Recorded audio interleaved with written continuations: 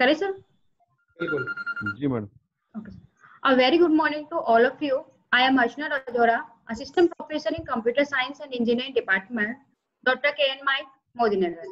I welcome Honorable Chairman Sir, our mentor Dr. R.K. Khandal Sir, Director Sir, HODs, other faculty members and students, as well as our alumni as analysts.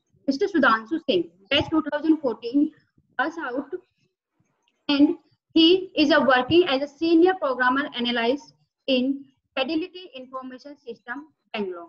Today, I am presenting a webinar on a topic cryptocurrency with my team members. Now, I would like to tell you cryptocurrency. Cryptocurrency is a digital or virtual currency which is used to buy things and services. Nowadays, digital payments are being promoted a lot because cryptocurrency is a completely online. Due to this, cryptocurrency has come in quite a form. Today, we will discuss here what technology does cryptocurrency work on and how it works and which technology is used for security purpose. Now, how much and how it can be used in future.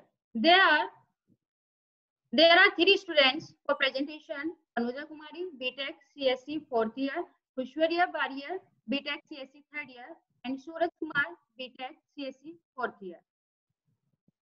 If anyone wants to ask any kind of queries, then send it in the chat box. Now, I request to Miss Tanuja Kumari, please come on the screen and share content.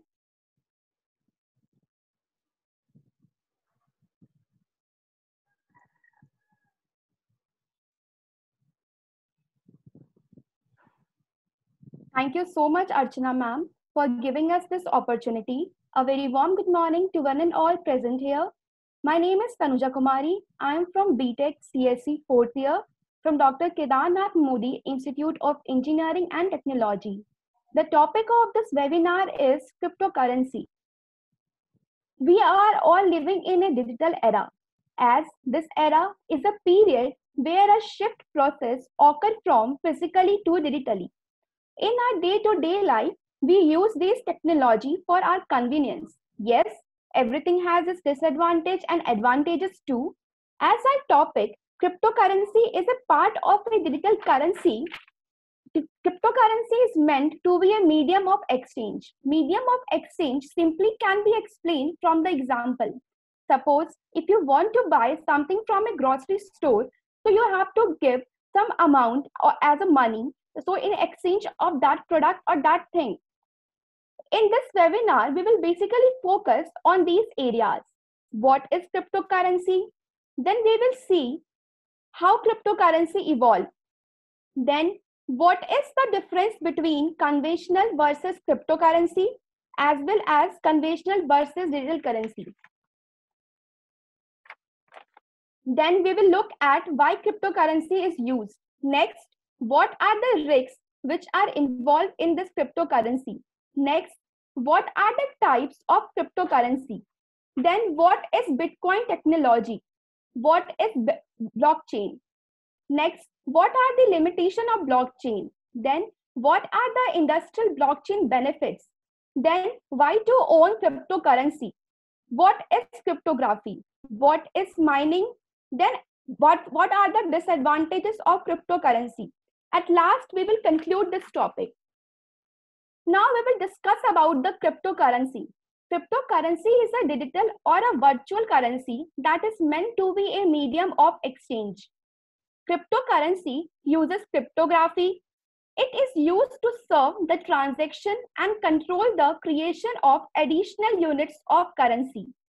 Basically, the cryptocurrency is a method of using encryption and decryption to serve the communication. Cryptocurrency usually requires a computational algorithm. Now we will discuss the evolution of cryptocurrency. From the ancient era, this medium of exchange is there. As in the ancient era, since the man evolved in this planet, they used the barter system. Goods and services were exchanged. There were no such common measures for exchanges. Later on, gold-plated florins were introduced, then metal coins. In between 1680 to 1980, the paper currency gained a widespread popularity. Later on, credit, debit, and many more cards evolved. They all are known as plastic cards. Then electronic money comes into existence, which is very convenient to keep. For example, PayPal, Paytm, PhonePe, Google Pay, they all are the example of the electronic money. And then the cryptocurrency comes into existence. Now we will see the difference between conventional currency and cryptocurrency. The conventional currency is real, which means it is in the physical form, whereas the cryptocurrency is in the virtual form. The conventional currency requires the mediator between them. Mediator between them means it requires a bank which operates between the sender and the receiver during the transaction. Whereas the cryptocurrency, there is no need of the intermediates. The conventional currency is portable except for the heavy cash, but the cryptocurrency is highly portable. The conventional currency is moderately durable, whereas the cryptocurrency is highly durable. The conventional currency is nationally accepted as it is a fiat money, which means it has the authority which is provided by the government of the nation. Whereas the cryptocurrency is globally accepted, which is done through internet. Now, we will see the difference between the conventional currency and the digital currency. As the digital currency and cryptocurrency are the same because the cryptocurrency is a part of a digital currency. Cryptocurrency uses the hash code, which is the hashing algorithm. This all operation of transaction is independent of a bank. You can access the money 24/7, which means the transaction between sender and receiver can be done at any time, at any place. That's why it is 24/7. It is free from anyone to use. Cryptocurrency uses the public and private key. It allows the new units to be added only after the certain conditions are met. Now we will discuss why to use cryptocurrency. What is the importance of cryptocurrency? The answer of all these queries are it is safe, fast, cheap. The transaction is so fast and it is so safe that because it uses a certain algorithm to protect it, to secure it, there is little or no transaction cost which is required in between the transaction. It is highly portable and also it can be easily used. There is a pseudo-anonymous transaction as it is untraceable. It is transparent and neutral. It is decentralized in nature, which means it operates without any mediator. No need of bank which act as a mediator. There is an active involvement of the user. There is a fewer risks of merchants. There is also a freedom to transact. For explaining further more about cryptocurrency, I would like to invite Kushwarya. Kushwarya, now you can continue. Thank you.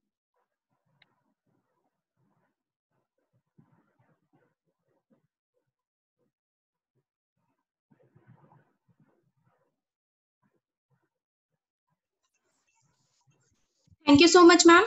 A very good morning to all of you. Myself, Kushwarya Baryar. Currently, I am pursuing Bachelor's of Technology in CSE from Dr. K.N. Modi Institute of Engineering and Technology. So I would like to continue the topic of cryptocurrency. The next thing we will be discussing on is various kind of risk investors may face while investing in a cryptocurrency. The first one is hackers. Since cryptocurrency is a cash currency, it has attracted a large set of criminal community. As transactions are conducted on internet, the hackers target the people, the service handling, and the storage areas. Investors must rely on the strength of their own computer security system as well as the security system provided by the third parties in order to protect purchased cryptocurrency from theft. And another risk of cryptocurrency is that it has very fewer protections and is not safe and secure to use. Also, Bitcoin does not provide any consumer protection. Next one is cost. It is really unfortunate that we as humans do make mistakes. Sometimes there is a chance that we transpose numbers, record them wrong, and make other errors. Just imagine, what if an exchange is taking place and the wrong wallet address is entered? You could lose thousands, 10,000s, or even more. Next risk we may face is scams. Well, cryptocurrency scams poses more risk than payment fraud. Also, cryptocurrency scams rank as the second most risky type with an index rating of 93.8. Lack of transparency is the last risk, as the Bitcoin lending market has grown quietly as an opaque corner of the cryptocurrency sector, which itself is notorious for its lack of transparency. So these are some of the risks associated with cryptocurrency. Moving on to the next topic, that is various types of cryptocurrencies. As the name implies, cryptocurrencies are the digital currencies that uses cryptography techniques to secure transactions. They are decentralized, which means they are not under the control of any government, and their values can't be manipulated by these organizations. There are many different kinds of cryptocurrencies, but these 8 are some of the well-known currencies. They are Bitcoin, Litecoin, Peercoin, Namecoin, Novacoin, Feathercoin, Megacoin, and Infinitecoin. As of 2018, there are more than 1600 currencies available, and if we consider the current growth, there is going to be plenty more cryptocurrencies to come in the upcoming years. Now we can clearly see the market capitalizations of various cryptocurrencies in the given pie chart. Also, it has been predicted that by the year 2030, cryptocurrency will occupy 25% of the national currency. The next topic is Bitcoin technology. So, Bitcoin is a type of money that is completely virtual.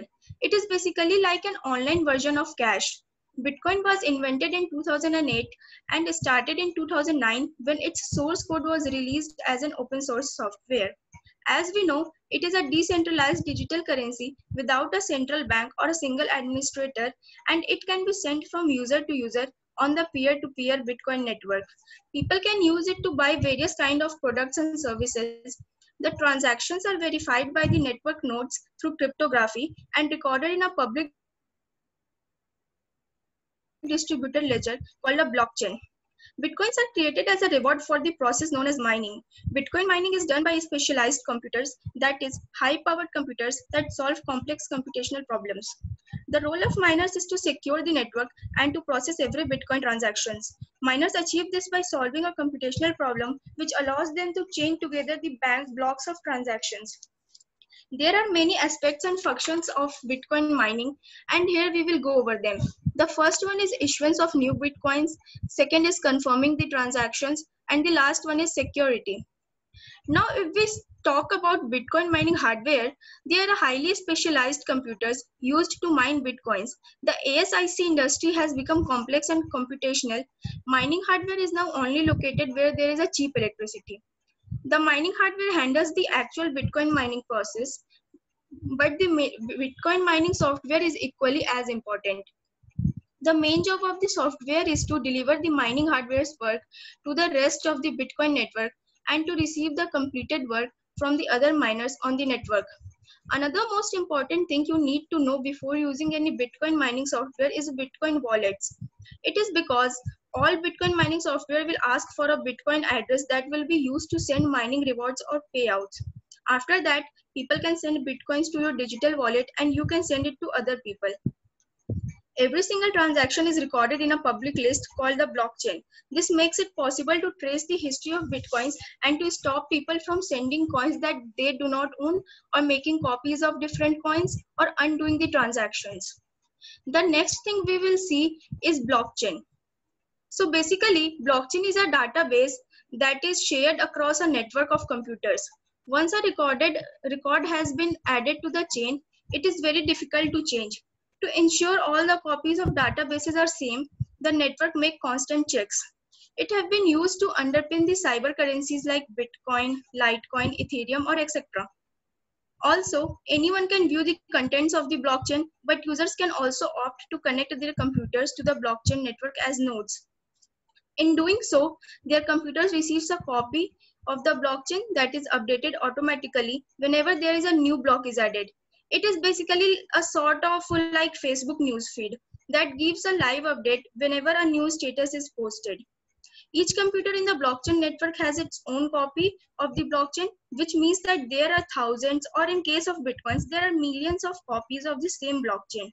Although each of the blockchain is identical, spreading that the information across a network of computer makes the information more difficult to manipulate. With blockchain, there isn't a single definitive account of events that can be manipulated.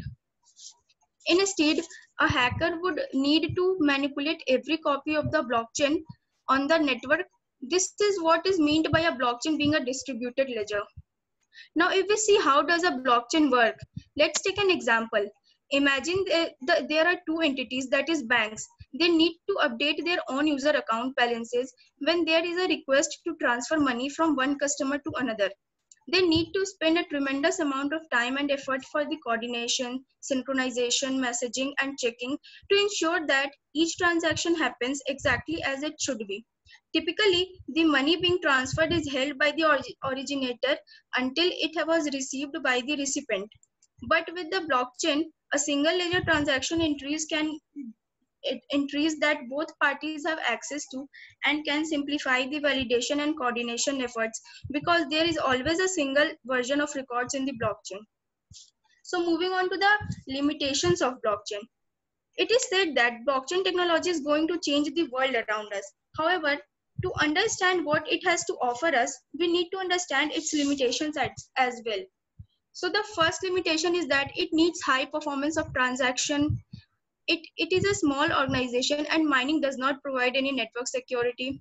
Also, it is looking for a database replacement and looking for a messaging solution. The entries in the blockchain do not last forever. Blockchain uses excessive energy and the implementation of the blockchain is a really costly process. So these are some of the limitations of blockchain technology. Next thing is industrial blockchain benefits. Here are some points on how does a blockchain provides benefits to your industry.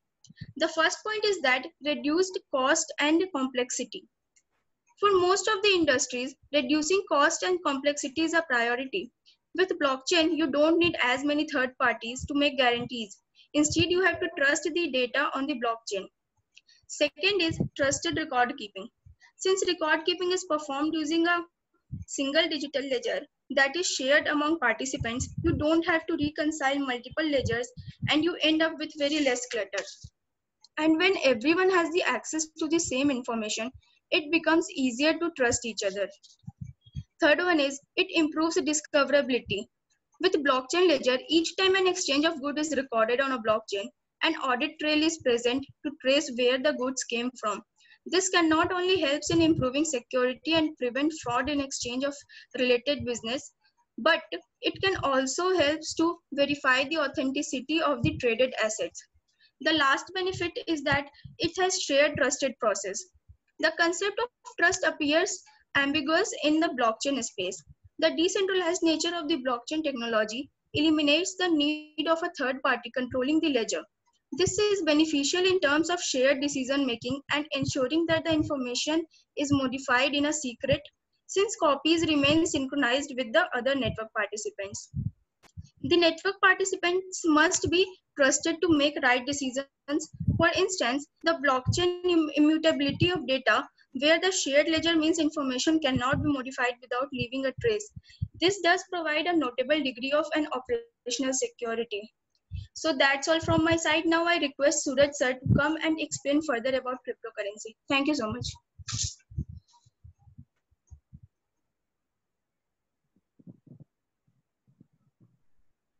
Hello everyone, my name is Suraj and I'm from BTech 4th year.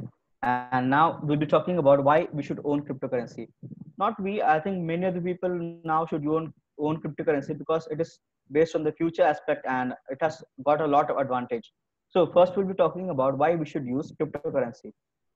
First point is transparency. Being transparent, you know what it is. For example, I can see a person and definitely he can see me. That is being transparent. And in the same way, in the case of cryptocurrency also, if a person is making a transaction and the second one receiving the transaction, both have the same client ID or the transaction ID, and there is no one in the between to intervene. That is why it is transparent. And there is no one to interfere in the between, neither the government, nor the school, nor the bank, nor anyone. So that is why it is transparent. And this is the first point. It proves that why we should choose cryptocurrency. The second is worldwide payment.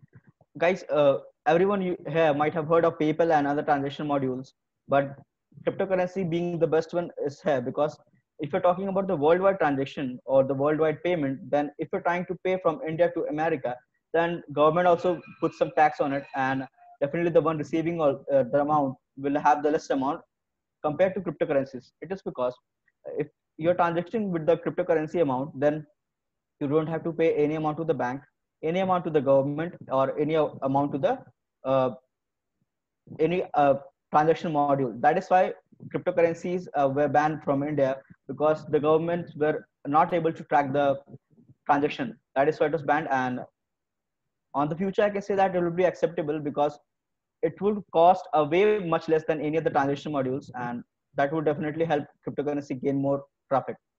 So that was all for worldwide payment. Now let's talk about fraud protection. See, if we talk about fraud protection, then definitely it is fraud proof, because nobody can come in the between, neither the bank or nor any other institute. For example, the country or the banking system or the taxes system, nothing comes in between. Nobody can intervene in a transaction, and that is why it is fraud proof. The second is high privacy. See, in the term of identity theft, cryptocurrency is the safest of all, because it uses blockchain and other hashing processes. Then in the nobody can know the exact identity, that the person who is making the transaction, where exactly he's belonging from, and where exactly the transaction is being made to. That is why it is have high privacy. The fifth point is low fees. See, if we are making a transaction, we are using some check, or we are using debit card, credit card, or we are using an EFT or other payment modules, then that definitely has some charge for it.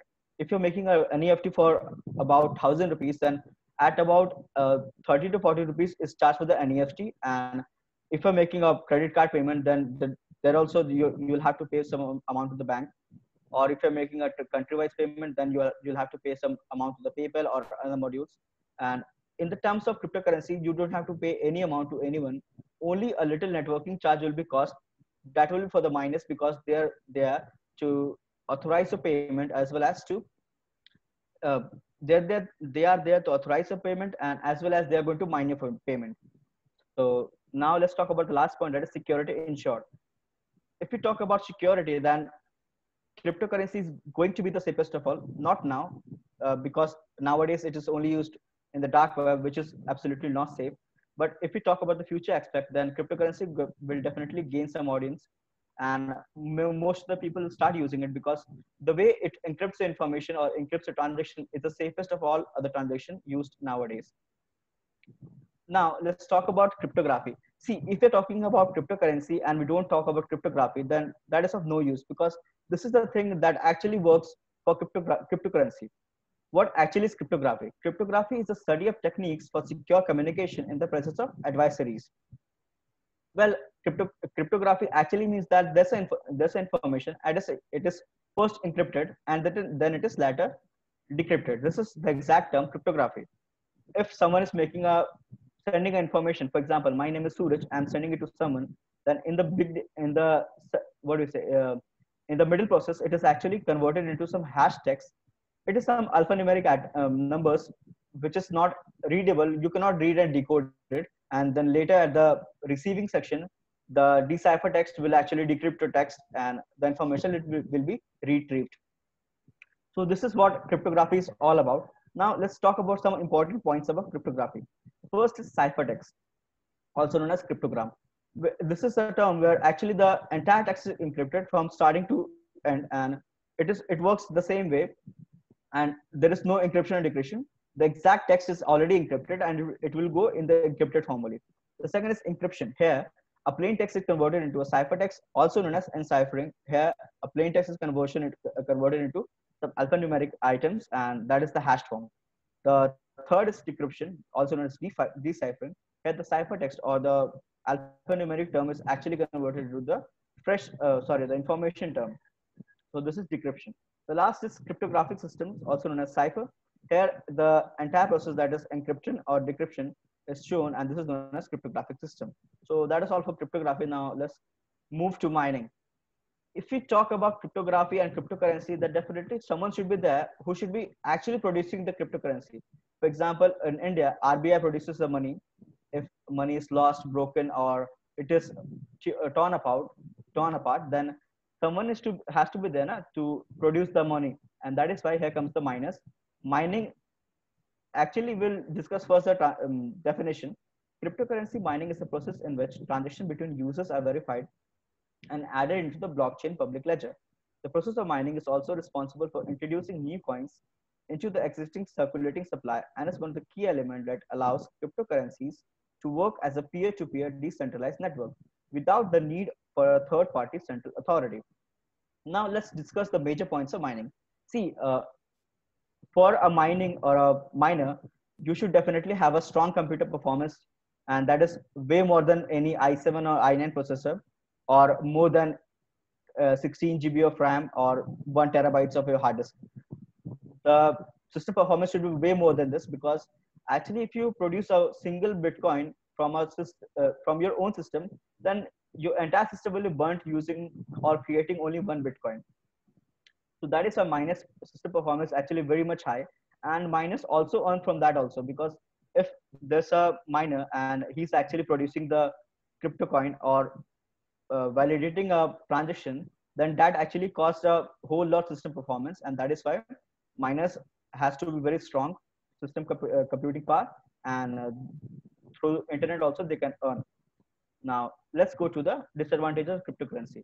See, there are so many kinds of advantages and disadvantages, and in today's term we can say that everything here is actually have some advantages and also disadvantages. So we have already discussed a lot about advantages. Now we'll be talking about disadvantages of cryptocurrency.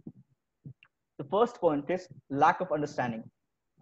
Lack of understanding, we can say that normally every people now knows about cryptocurrency, but they don't know that what exactly is cryptocurrency. They think that it is just a payment module, something that it is a investing firm where people can invest, and as the Bitcoin price go high, will buy them.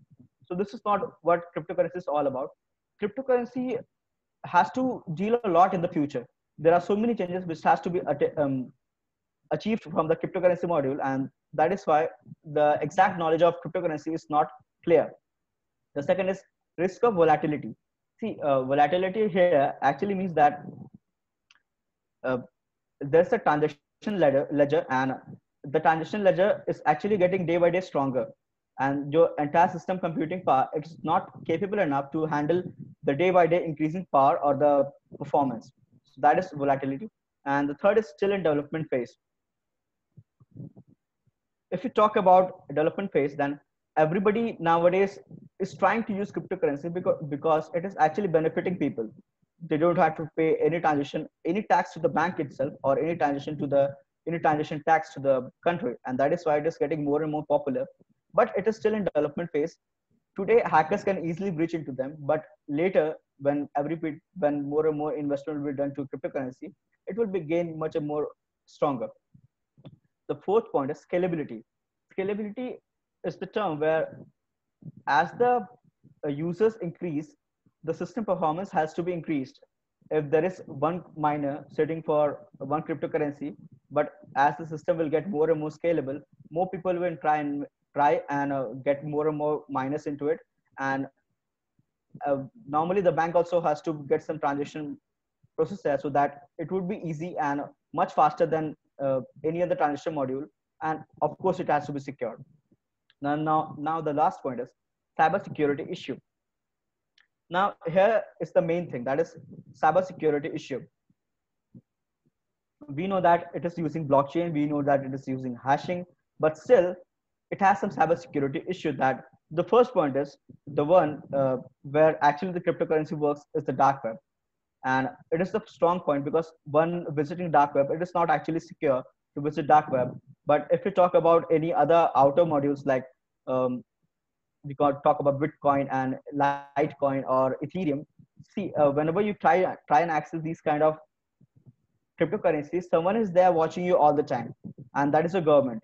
And the second thing is the government don't want you actually to participate into cryptocurrencies, because the entire firm will be a huge loss to the banking or the government sector. So that is all for the disadvantages. Now, here comes the end part, that is conclusion. So let me first give a detail about what exactly we have talked about in this entire presentation. First is cryptocurrency is an impressive technical achievement, but it remains a monetary experiment. Even if cryptocurrencies survive, they are not fully displaced fiat currencies. As I tried to show in this presentation, they provide an interesting new perspective from which to view economic questions surrounding currency governance, the characteristics of money, the political economy of financial intermediaries, and the nature of current currency competition. And I will also say that in the end, we can point out a few things which appeal to invest in cryptocurrencies. But at the same time, we need to be very careful about investing in the cryptocurrencies because they're not stable. The prices of cryptocurrencies change every day. If you talk about uh, now we can say that due to lockdown, the cryptocurrency value has gone down a very lot. Before lockdown, the entire Bitcoin value was about 6 to 7 lakhs, but now it has dropped to 2 to 3 lakhs. Now, this is what exactly the Bitcoin is not safe nowadays, and cryptocurrency is not safe because it can change anytime. And innovation always pays as the blockchain-based system is advanced and innovative in the financial field. Low fees and instant transaction makes these cryptocurrencies very attractive for any kind of investor. A fully secure transaction is the best, which enables the secure transaction from peer to peer. I cannot assure or predict 100% of the future growth of the cryptocurrency in the present situation, but I know one thing for sure that uh, if this thing is required, if this thing has got more and more invested into it, then definitely it will be a decent. This definitely it will be a 100% profit firm for almost everyone. And one thing is for sure that decentralization is the futuristic revolution, and cryptocurrencies have the potential to lead the financial world. Now, why am I saying this? This is because if we talk about uh, growth in a financial world, then every person will be paying some taxes. Definitely, everybody will pay taxes. But if we use uh, every sort of cryptocurrencies, or even if a government uses cryptocurrencies for the transition, then entire transition will be a secure form, and nobody can participate in the between, and there will be no more theft nowadays and any kind of frauds. So that is all from my side, and now I would like to call Archana ma'am for concluding it.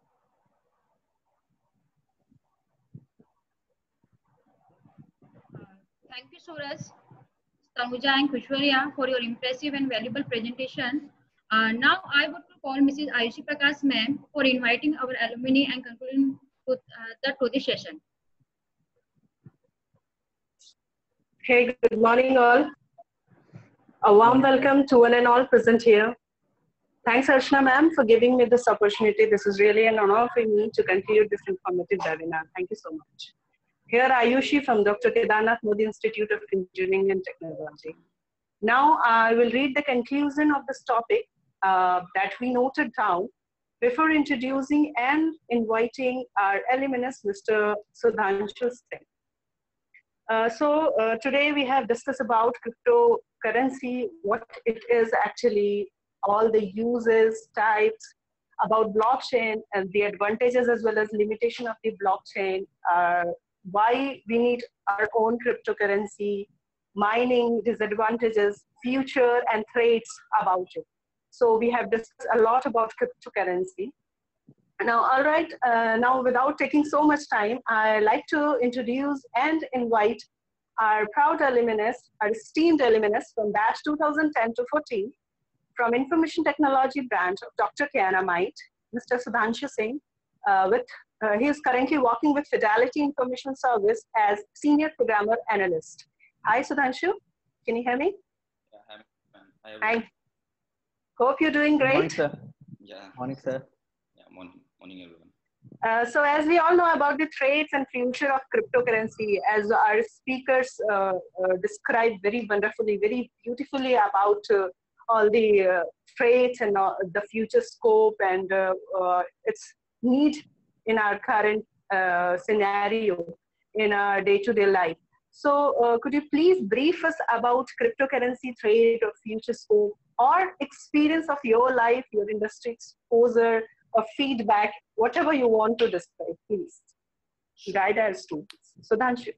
Yeah, sure. First of all, I would like to thank all of you for this warm welcome, and I would like to thanks to all of my juniors for presenting this much of a clear and fine presentation on the cryptocurrency. And it was a very good presentation I have seen. for me, and it was good to see like my juniors are doing great and presenting the things over here.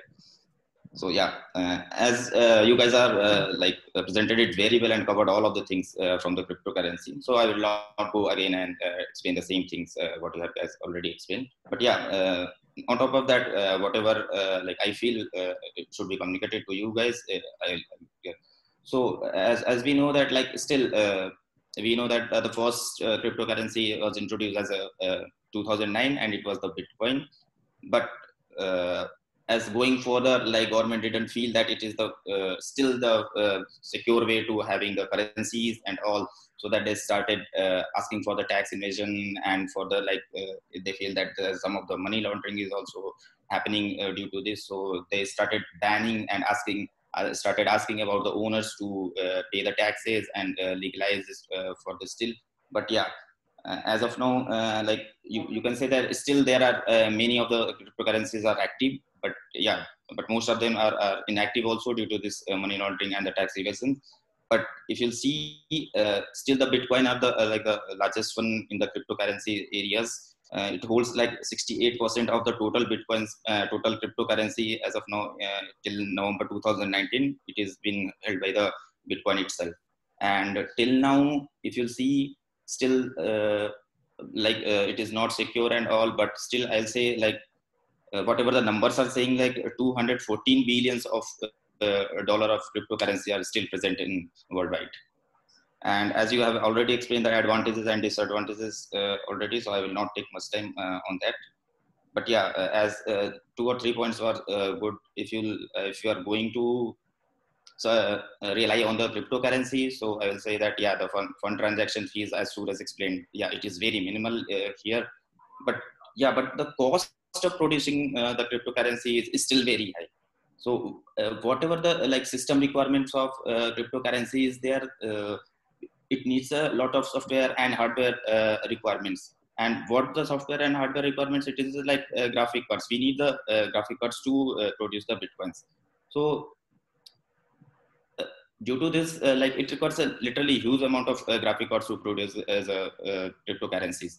Yes. So yeah, so one point of time came like the graphic cards are NVIDIA, like we can say NVIDIA and Radeon are the two like most higher number of producing the graphic cards. So yes, at one point of time in like 2014 or 15, the NVIDIA, whatever the graphic cards it is producing for, and it is basically for gaming. For them, it is most whatever the market they are capturing is for gaming. And when they were producing a large number of amount, and they started realizing that the graphic cards are not going to use for the gaming itself. Most of them are like consuming from the cryptocurrencies owners and all, and it started depleting from the market.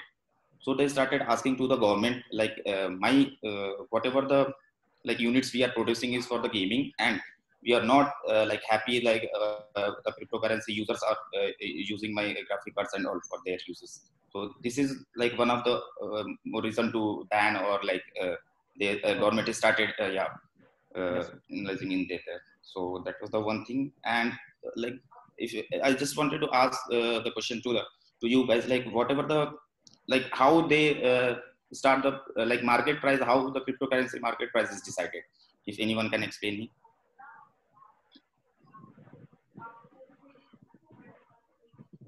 Okay, no problem. I'll tell you. Okay. Yeah, so market price is based on the like supply and demand, and like whatever the cost for producing the Bitcoin is, you can say that energy, whatever the energy we are going to consume, that the market price is directly proportional to the energy we are using to produce that particular Bitcoin. So it is directly proportional to the whatever the software and whatever the energies we are going to consume for that cryptocurrency. Yes. So yeah, like mostly whatever the you guys have covered, I would like to say I would like to end my words here. And really, it was a very good presentation by you guys. Thank you, sir. Yeah, and if you have any question or any doubt related to cryptocurrency, I'd happy to help you guys, and I'm happy to explain. Sir, one thing I was trying. Do you want to ask us a question? Okay. Okay. Carry on. That's a question, ma'am. Sure. Actually, sir, I tried to find so much thing about that. When crypto suddenly Bitcoin has gained so much of the popularity, it actually enhanced its value. So what exactly happened at that time? Because I try and find, but I didn't find anything about it. If you see, like, still whatever the things are traveling on the network is still not secure, not 100%. So you can say that it is 99% secure, but you can't say that it is 100% secure for any data which is traveling over the network. So that is the unless and until the government will be 100% sure that no money laundering, no tax invasion, or nothing like that will be happening, until that government is not going to be like legalize this process in India or in anywhere in the world. Okay, sir. Done, Suraj? Yes, ma'am. Anyone else? Any Can we question? proceed? Sudhanshu, it was amazing and fantastic. Thank you, Sudhanshu, for Thank you, ma'am. briefing cryptocurrency and providing your feedback and experience of your exposure of yours. That is very good. I appreciate your efforts and expertise. Thank you so much for being here. And about questions, I'm also seeing some good questions are here in our chat box. So if you have any doubts after this webinar also, feel free to reach out us at our mail webinar@kenmodyfoundation.com. You can also follow up this webinar series on our YouTube channel, Dr. Ken Mody Foundation. We think would be kind of helpful for you who are looking to continue in your academic journey. That would be good for you.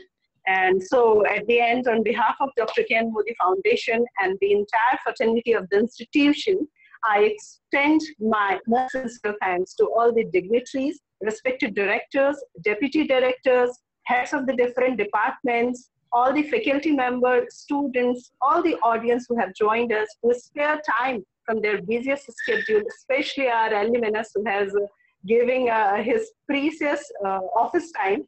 So I would like to give a word of thanks to all of you. Thank you so much. Have a good day, everyone. Hope to see you soon at another webinar. Bye-bye.